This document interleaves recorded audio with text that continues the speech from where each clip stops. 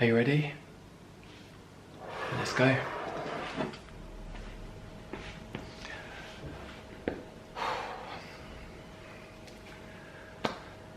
Okay, this is something I've wanted to do for a very long time. To sit down on my own terms and freely tell my truth and my experience about what happened back in 2016 after winning the X Factor and going on to sign with RCA Records and releasing my debut album, Trouble, and to, I guess, talk about what everybody asks me still to this day.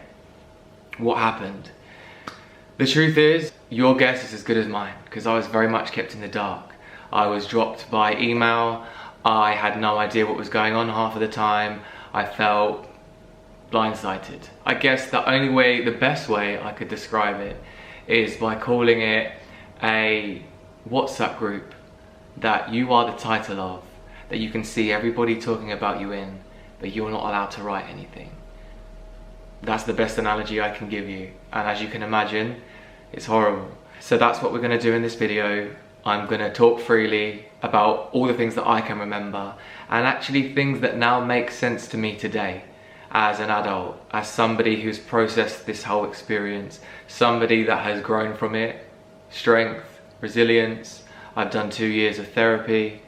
I really wanted to understand what happened. So I feel like now I owe it to anybody who still listens to my music and consumes me as an artist, how I feel about all of it and what went down. Let's get into it. And the winner of the X Factor 2016 is Matt Terry. I genuinely thought that my life had changed forever. I was 23, I had not a penny to my name, I had no management, I had no team, I was just a boy with a dream. And that's all that occupied my mind, was to become a famous singer around the world. And I say famous because it's inevitable. If you want your music to be heard by the world, you will be famous. So I want to be very clear on that. I didn't want to be famous, I wanted to be a singer.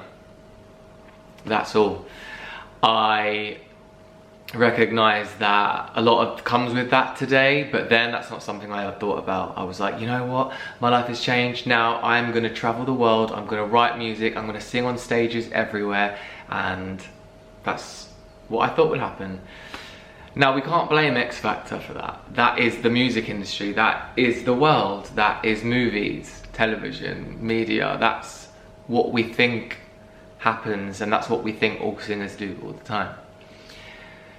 So I go on the X Factor tour, which I loved, and singing on stage live, that's my favourite thing to do. Then I released my album, and in my opinion it's doing great. It's in the top 20, it's streaming. Sucker For You, my debut single, was skyrocketing to 100 million streams, but all I was hearing was the fact that I was failing from my music, from my record label. I would be out for dinner, for example, and there'd be a choreographer that came up to me and that would say, hey man, I would really love to choreograph for one of your music videos. Just so you know, I spoke to your label about it and they said, sorry, we're not taking a meeting, and don't worry about it anyway, because that artist isn't going to be signed for much longer.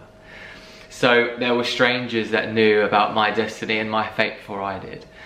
I think I believed when I would hear those things, I thought they were true, but I chose to ignore them. And I think that came out of being young and afraid.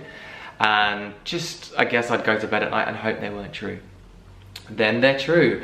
I get an email forwarded from my management back then, from my record label, saying, as discussed, there was no discussion, we are not gonna continue with Matt as one of our artists. We won't be doing a second album. The end. That was it. Music career with that record label, RCA, was over. Just like that. And it all flashed before my eyes. So I'm here thinking, wow, it's 2 years later. I have been working for what I think my arse off, and it wasn't good enough. A little side note, Sucker For You was a song that I wrote with another songwriter and producer in Sweden who are very talented. And I knew that was the one, but my label thought otherwise. They didn't think that Sucker For You should be my first single. and I fought very strongly for it. They wanted, if you're familiar with my first album, Weigh Me Down, which was a song that I didn't write, and also a song that I didn't really want on the album, to be my single, and I just strongly disagreed. Thankfully, there was one other team member at the time, part of my management, who agreed with me. So him and I guess, battled with everyone to make Sucker For You happen, and I'm so glad it did, because still to this day, it's my most successful record. So we're hearing these stories all the time. Artists, we have to listen to ourselves. We are the people creating the art, and although record labels are very useful, please listen to your artists. And we're not always right, but when there's that gut strong feeling, we have to go with it, and there's just no other way. What is the point of being an artist, you know? Then panic hit, and because Sucker For You was streaming so well, but we weren't seeing it shift sales, I was in the crossover of what was counting and what was important. Do we care about chart position? Is it about streaming? 2016 Spotify was really just on the rise, and I don't think anybody knew what was happening. But looking back now, if that was happening today, it would be a very different story. If I had a debut song that landed on 100 million streams on Spotify, I would be celebrated. But in 2016, it wasn't enough, and I don't think people understood what was actually happening. And I'm so proud of Sucker For You. I love that song, and it makes me feel really good and really proud of what I've done so far in my career. So then that brings me to, I hit rock bottom. I am at the end. I don't know what else to do. I have tried everything. I'm feeling terrible in myself. I gained so much weight. I was really stressed. I was in a very bad place. I would go to bed every night wishing I wouldn't wake up, and I knew that wasn't right, and that is not me. That is not who I am. However, this whole experience, from winning the show to going into the music industry to being treated the way that I'd been treated, left me with, I had nothing left and nothing more to give, and I wanted out of there. The people that I was surrounding myself with, I won't mention names because I'm not messy, but let's just say people that are very much involved with the show, people of very high profile that called themselves my friends, radio hosts, to other artists, to judges, to you name it, were all by my side until I stepped away. And yeah, I could sit here and say that's a coincidence, but it's no coincidence. It's very obvious to me. Okay, I am not going to be relevant in pop culture anymore, so let's just go find somebody else to celebrate their worldwide global achievements and fame with, right? So I learned a big lesson there, which I'm thankful for, and to this day I'm very thankful for my 10, 15 good, real friends that are here for me and not for my achievements. I'll leave that there. I had to rebuild myself. I had to think about what was important, and what was important was me. Right in that moment was me. I had to get back on my feet and get myself back out there and be the version of myself that I was before I started all this, because that's who I am. So I jumped into musical theatre, and I took on the lead role of the original cast of Madagascar the Musical UK and World Tour. And I toured that show for 20 months, and I met some of the loves of my life on that show, and I'll be forever thankful for it. I then went over into The Grinch over from Broadway. I loved that too.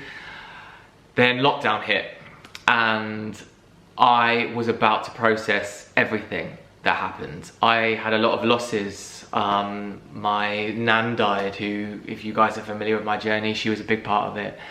I couldn't work for 2 full years because my job relies on audiences and crowds, which wasn't allowed.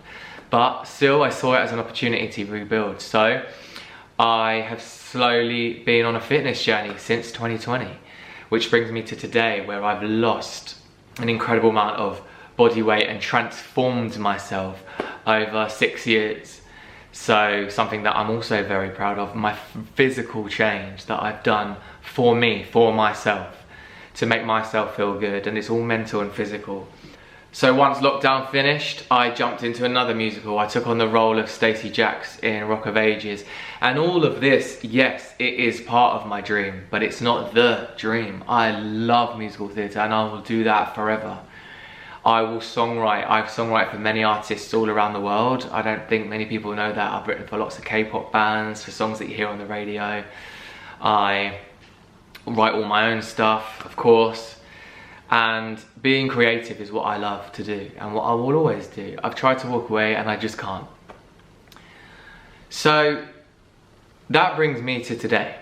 What do I want?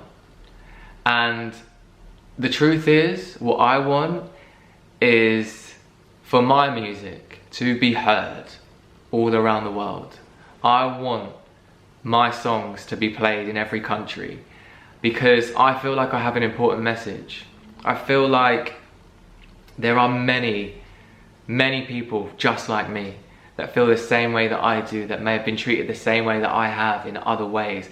Could be about your sexuality. That's a whole other battle. Maybe I'll do another video on that. Throughout that time, comment below and we'll do a part 2, 3, 4, however many parts it takes to get the story across, to tell the truth. I know that my music is up there. I know that I have what it takes. So I want to be as honest with you as I can and bring you along with me on this journey. I'm ready to show you what I've got. I have got new music coming out. I am going into another show. I am trying to get in front of as many audiences as I can to rebuild myself and get myself to where I think I should be. To make a change, to make a difference with my art. That's all I want. And I will get there somehow. Sometimes the path isn't always clear, but I'm confident that I'm walking down the right one. So thank you for watching. I know this is a deep video, and any questions that you have on any of this topic, write them down below. I will answer. I'll make as many videos, as I said, on this subject, on 2016, on the music industry, on my career, as you want to know. I'm here to tell my story. So that's all I've got to say for now, and thank you.